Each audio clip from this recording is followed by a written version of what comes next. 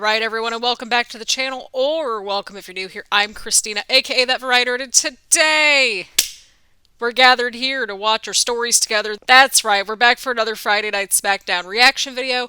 First and foremost, just a little bit of housekeeping items. Just, as a little bit of a reminder that we may or may not be here next week for Clash at the Castle or for Smackdown, just simply because I'm going in for my last round of dental work. Hooray for that! Needless to say, I don't know, how that's all going to unfold, to say the least. So I'll keep y'all posted in the community tab whether we're going to be doing the video or not, so just giving you a heads up there.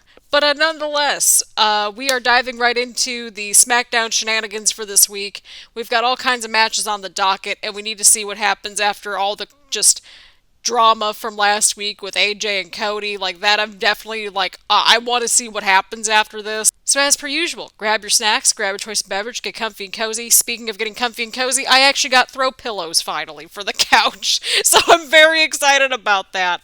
And speaking of couches, what was Logan Paul just doing that social media video on his couch last week for? Just we've been on this couch for about a year and a half doing these videos. Obviously, we haven't been here every single week out of that year and a half, but you get the idea. Either way around, let's just jump right into the reaction video, shall we? I think so. Yo, I forgot to put my microphone on, and well, Tama Tonga's the new right-hand man. Paul Heyman's just about to quit. So we couldn't have the Bloodline story without Tanga Loa? Even though we've had the Bloodline story going on for almost 4 years. Paul, what did you just say? I'm all confused. What have we been watching for the past almost 4 years? Also, just for proper pronunciation purposes, it's Louisville, not Louisville. I'm so nervous for Paul. You got Tama Tonga and Tanga Loa just really close to Paul right now, and Solo's just staring him down. Oh no! Leave Paul alone! He needs his tribal chief back! Infamous Tanga Loa. That's his new nickname. So we have the right-hand man, Tama Tonga, and the infamous Tanga Loa. Paul's teetering the line. He's biding his time until his tribal chief's back. But did Roman ever actually put Solo in charge, or what I'm thinking is probably happening is Solo just took advantage of it because, well, he's the tribal heir, which that was established in the lore. What are the wise man things that you're doing, Paul? What are they? What's the job description? Solo was unfazed by Kevin Owens at this point, and Kevin Owens is making his way out here. Why is Kevin Owens going after the Bloodline by himself? You would think that, Kevin Owens, after just, dealing with the Bloodline for about 3 years on and off now, give or take, that, he would kind of know, how all this operates by this point. I don't know. It's what are we doing, Kevin? You should know better by this point. Don't go after the Bloodline by yourself.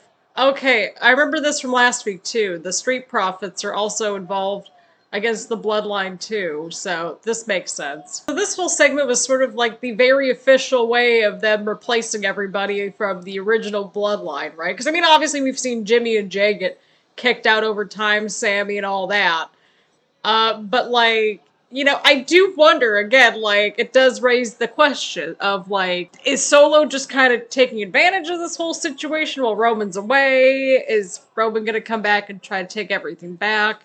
What is the pushback, if anything, going to look like? I don't know. I'm very interested. I'm excited to see what happens moving forward. We had a little bit of story. We had a little bit of action. So we had a little bit of everything to kick things off. And we're suddenly 15 minutes into the show. Technically 16 now. So we'll give this a thumbs up. Alrighty, people. We've got Jade and Bianca versus Candice and Indi to kick things off. We've got Alba Fire and Isla Dawn at ringside, and they attack the tag champs on Monday. And we've also got Zoe and Shayna now at ringside. So it's a very busy match already with the women's tag team division. That was a nice moonsault there from Bianca. Love to see it, love to see it. I swear, nobody understands to just not pull Bianca's hair. Don't even think about it. Okay, well that was still a nice double team move there, but I don't think the tag was made. Okay, I guess we're going to commercial. I'm all lost, but alright. Alrighty, people, we're back from the commercial break. Both Candice and Bianca are down, but it looks like Candice got the tag back into Indi, which Again, like we established before the commercial break, I don't think we saw the tag, but at least we saw a tag now. Ooh, nice counter right there from Bianca. And she gets the tag into Jade. There goes Jade, backbreaker to Candice. Clearing house here. And listen to the reaction from the people, too. That's pretty awesome. Oh, she just threw Candice right into Indi. That was cool. I gotta say, they really found their flow in the second half of this match here, so I can't complain about that at all. Okay, so it looks like Shayna and Zoe and Alba and Isla are all going after Jade and Bianca. And I feel like that kind of makes sense, because I feel like I would need at least one other person to take out either Jade or Bianca, to be honest. I mean, just that strength factor alone, you know, I would at least need another person. Now we got Zoe and Shayna and Isla and Alba in the ring, and each team, they have one title apiece. Jade and Bianca are back to clearing house. Again, lots of action, and we're here for it. I gotta say, they're off to a good start as tag champs, and I'm looking forward to seeing what happens next. And I'm looking forward to seeing what's gonna happen with the women's tag team division moving forward. So, not a bad match, and we got some matches coming up around the corner from what it looks like, so not too bad.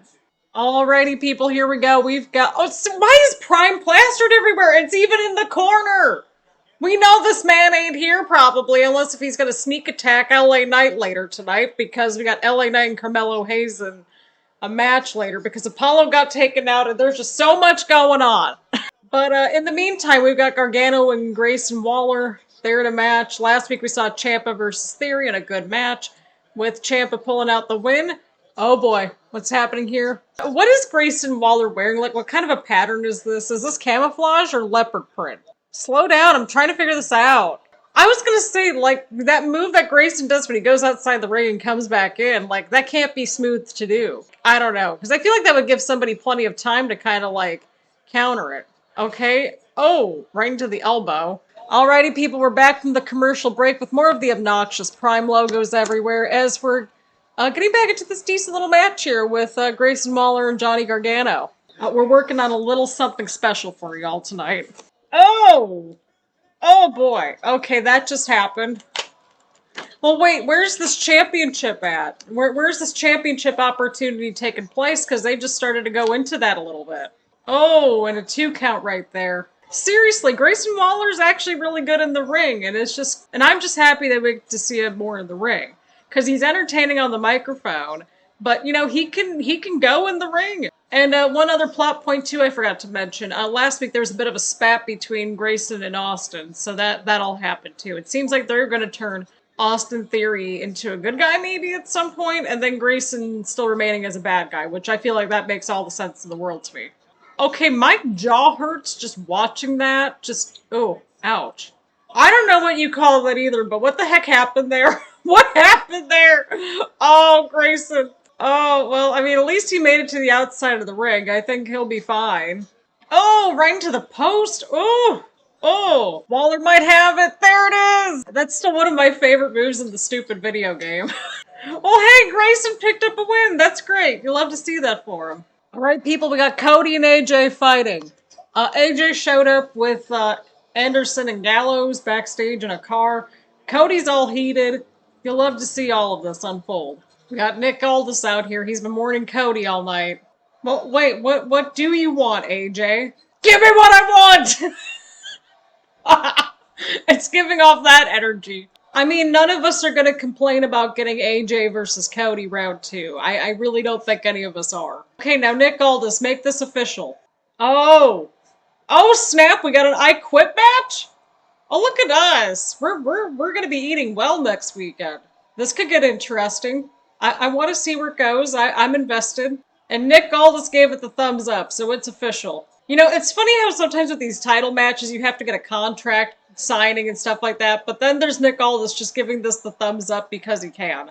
Oh boy, Cody's going after security now. But I mean, like, that makes Cody look strong too in a way, because it's like he's not taking crap from anybody, and we appreciate that.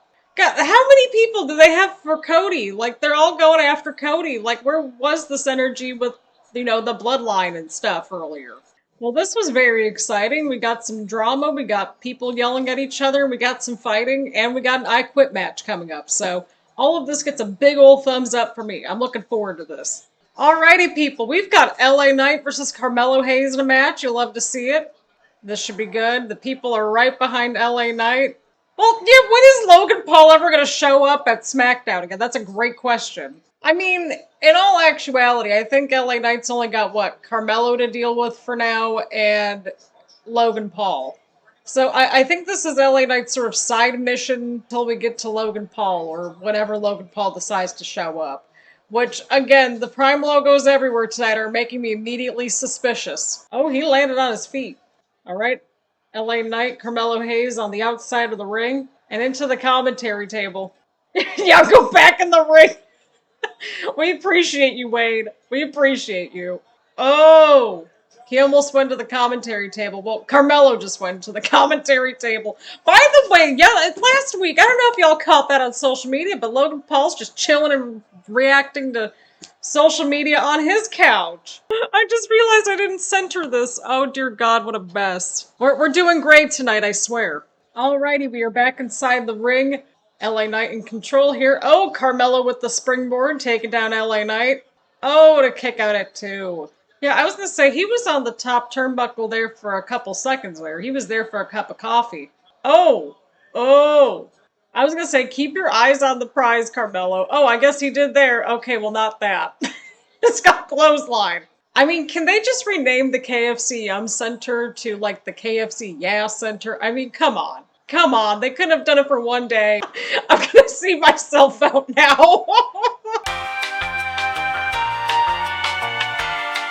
Oh, LA Knight kicked out at 2. Oh, okay, cool. So we are panning out and we can see the crowd, we can see the big screen, but we can barely see anything in the ring, although nothing's really happening except for Carmelo just, like, showboating for, like, 5 hours. That's probably that dude's Achilles heel. He gets, like, overconfident. He's been here for 5 minutes on the main roster. Before anybody says anything, we have been watching NXT for the better part of the last year and a half now again. Just not on the channel for the most part. We're aware of the lore. Oh, sneaky pin, sneaky pin, sneaky pin. Oh, counter, counter, counter, another sneaky roll up. Oh, and a sneaky pin for the win. We have missed you so. And LA Knight picks up a huge win, and you love to see it. Alright, LA Knight's got the headset. I mean, LA Knight did go and find AJ Styles earlier in the year, so I'm interested to see how this develops with LA Knight and Logan Paul now. I thought he found him for a second. I'm again very suspicious again of just everything because of all the Prime logos everywhere. But I do have a little something because apparently since Logan Paul just can't be bothered to show up, I made my own paper championship ahead of SummerSlam. So we have the light mode version and the dark mode version. So that's sort of been my arts and crafts project for tonight. On my couch, Logan Paul. We were doing the couch reactions before you. Either way, this match gets a thumbs up. Both LA Knight and Carmelo looked great. It was a good match. And I need to see what happens moving forward. So we're going to give this a big ol' thumbs up. I don't know about y'all, but I'm looking forward to Bayley versus Piper Niven. This should be good. Okay, well that didn't take long. Chelsea, she just started talking. Like, how can we evaluate, you know, what's going on here? Glowy girlfriend. I gotta say, I love Chelsea's insults and just little nicknames for everybody. They crack me up. You tell her, Bayley. We got a Mae Young Classic mention again. Are we bringing it back? Because I would like that. I think we would all like that. At least Bayley is very self-aware of the situation here in this little segment. Oh, Piper just took the microphone from Chelsea. Don't be doing the what chance, Kentucky. We're better than that. I gotta say, she's making a solid case here. Chelsea's so great in the background. I just love this little team so much, but that was great. Piper crushed it here. She really held her own with Bayley here, and I mean, she made all the great points, so I mean, both of them made all the great points. They made sense. This was good. This was a nice confrontation, and Piper got a chance to shine on the mic, and she knocked it out of the park, I think. So I'm looking forward to this matchup. This whole segment, you know, lifted everybody, and it made logical sense to me. Oh, God, they're stupid, Logan Paul. Really? Well, where are you at, Logan Paul? You know what? My makeshift paper championship is much better, thank you very much. So I have a really stupid question here. Oh, God, I just... The way we froze at this, let me unpack this for a second, but did he just say that the Tetris Championship was more important than the United States Championship? This freaking dude, what is this? But I'm gonna show you all what we paused on. I mean, just look at this guy. Just, what is this? Is that all he has on LA Knight? Because he's gonna need to really bring it. Go to the mid-card where you belong. Sir, the United States Championship is the mid-card title. What is this guy going on about? Does he not understand his assignment? Y'all gotta take a look at this where I paused it, though. Because it's even better than the last one. Oh god, we still got a main event to get to.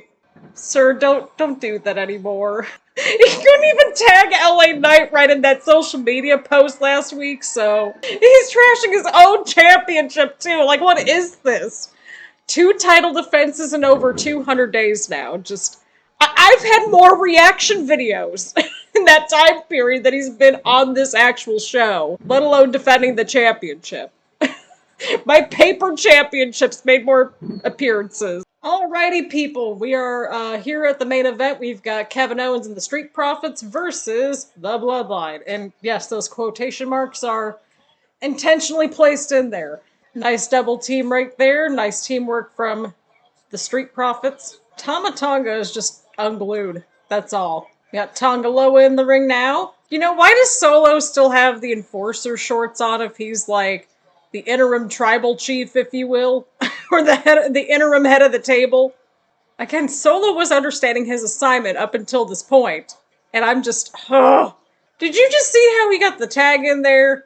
The interim head of the table. That's what we're calling it from now on. Not the new, the interim, because that's exactly where we're at this point. Alrighty, people, we're back from the commercial break. Montez Ford's trying to get the tag in, but Solo stops him. Solo now into the cover. Oh, and I think that was a 2 count, I think. Solo gets the tag out. Tama Tonga's back in. Some strikes right there from Tama Tonga to Montez Ford. Ooh, I need water. Actual hydration beverage. I'm just extra shady tonight, apparently. I don't know. I'm genuinely enjoying this week's episode, though. This has been pretty good. Oh, and a 2 count right there. Kevin Owens getting the crowd all pumped up. I need like a fraction of Kevin's energy right here. Get you somebody to hype you up as much as Kevin Owens is right here. Oh! Tama Tonga missed. Montez Ford has an opening here. Oh no. Well, I mean, Kevin's still there, so... Oh, nice counter there for Montez. Everybody's down in the middle of the ring. Again, I just appreciate all these different camera angles that we're getting just in this new era alone. Kevin Owens is going to town on Solo. I do suspect that we're gonna get, like, Solo versus somebody pretty soon, unless if they're waiting to have, like, Solo versus Roman at, like, SummerSlam, maybe. I don't know. I could be entirely wrong. Oh, Solo kicked out. We just appreciate Kevin Owens in this household. We just do. Oh, and Solo gets hit with the stunner there. Oh, hang on here. Oh, there goes Tama Tonga and Tanga Loa taking care of Kevin Owens on the outside of the ring, pulling him out of the ring right there to break up the count. There goes Angelo Dawkins trying to make the save. This is getting very chaotic at ringside. Paul, just stay by the Prime bottle. I never thought I'd say that, but just stay by the Prime bottle. Oh, there goes Montez Ford. Oh, and there goes Solo with the chair. Because winning and losing just doesn't matter to the new Bloodline now. Oh. I was getting into it. The people were getting into it. I mean, hey, we're giving everybody nicknames tonight, apparently, so that's exciting.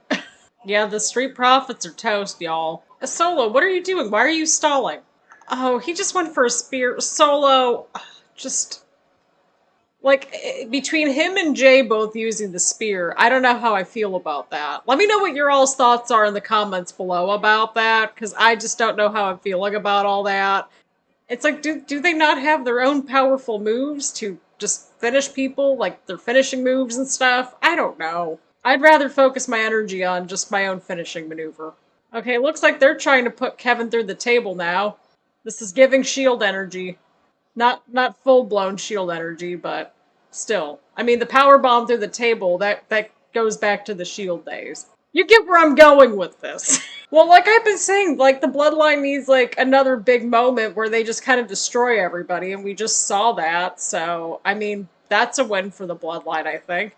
But I will say I'm interested to see what's going to happen moving forward, and I do want to see how like Tama Tonga and Tanga Loa, like not just like how they're going to fit in as a team, because we know that they can work pretty well together as a team by this point, right?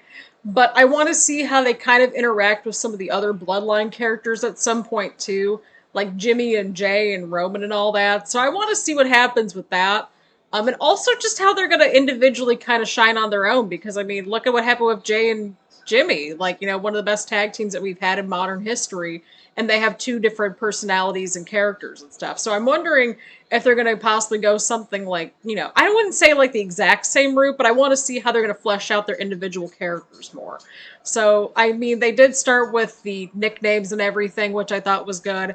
But I think, like, you know, it'll be kind of interesting to see if they kind of go that direction or not. But, you know, that's just my thoughts anyway. I want to see everything get fleshed out a little bit more. And Solo needs a solo arc at this point. He needs something to actually make him, like, legit, like, the head of the table. So, again, I have so many questions about all this, but either way, this was still a good match. The people were really into it. The ending was deflating, but in a way it makes sense because, you know, we're showing that the Bloodline is just dangerous and all that good stuff. Got to establish them in the lore a little bit more on their own, you know, all that stuff.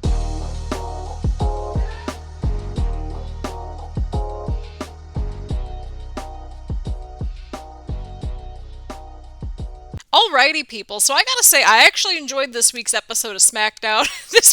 I was having a blast, okay? I was entertained. We were having a good time. But I'm interested to see where everything's gonna go with Logan Paul and LA Knight moving forward. And Logan Paul, just, what is this man doing? But I'm also interested to see how the bloodline dynamic kind of moves moving forward, right? Because, like, I don't know about y'all, but I'm still not buying Solo as the head of the table at this point, or the interim head of the table, as we've established. But I do like how they're sort of getting Tama Tonga into that right-hand man role, and then I like the infamous Tanga Loa. I don't know, I kind of like that. It's a little different. I'm kind of here for it, but I'm excited to see how Tama Tonga and Tanga Loa kind of like develop their characters over time. So I'm looking forward to that and just kind of seeing what happens. I'm looking forward to Clash at the Castle overall. I'm glad that AJ and Cody got the I Quit match stipulation. I got to see how that just sort of unfolds. Because I don't know if I can see either one of them quitting. I really don't. Like, it might be one of those cases where they just have to stop the match or something. I'm also interested in the Piper and Bayley stuff. I thought, especially Piper really got a chance to shine tonight on the microphone. And, you know, I thought it was a good segment between her and Bayley. I really liked how that sort of unfolded and all that. And yeah, there's just a lot going on. Women's tag division's pretty stacked. I think at Clash at the Castle, they ended up going with a triple threat tag team match with Jade and Bianca, Shayna and Zoe, and then Isla and Alba as well. So that'll be cool to see too. So, I mean, lots of moving pieces moving into Clash at the Castle. Because, I mean, we have like Money in the Bank and we also have SummerSlam around the corner. And I kind of suspect that they're going to have some things like at Money in the Bank, some things interweaving each other with the different stories going on. And then, of course, it's all going to culminate at SummerSlam. So, yeah, I mean, I overall enjoyed this week's episode. So, again, thank you all so much for tuning in. Leave a like, leave a comment, let me know what you all thought about this week's episode of SmackDown down in the comments down below. Make sure to hit the subscribe button and hit the bell button so you get notifications around here and that sort of thing. So, again, thank you all so much for tuning in, and I will see you all in the next one.